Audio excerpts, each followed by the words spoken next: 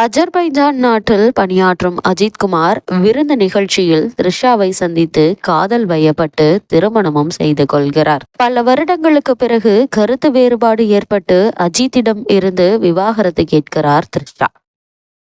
விவாகரத்து பெறுவது வரை தனது தாய் வீட்டில் இருக்க விரும்பும் த்ரிஷாவை அங்கே விட்டு வர அஜித் காரில் அழைத்து செல்கிறார். அப்போது வழியில் கார் பழுதாகி நின்று விடுகிறது. அந்த வழியாக கண்டெய்னர் லாரியில் வரும் அர்ஜுன் பக்கத்தில் உள்ள ஹோட்டலில் கொண்டு விடுவதாக சொல்லி த்ரிஷாவை அழைத்து செல்கிறாரு. அதன் பிறகு த்ரிஷா மாயமாகிறார். மனைவி கடத்தப்பட்டு விட்டதை அறியும் அஜித் அவரை கண்டுபிடிக்கும் முயற்சியில் இறங்குறாரு. த்ரிஷா எப்படி காணாமல் போனார், அர்ஜுனின் பின்னணி என்ன, மொழி தெரியாத தேசத்தில் மனைவியை கண்டுபிடிக்கும் முயற்சியில் அஜித் வெற்றி பெற்றாரா என்பதுதான் விடாமுயற்சியின் மீதி கதையாக அமைகிறது.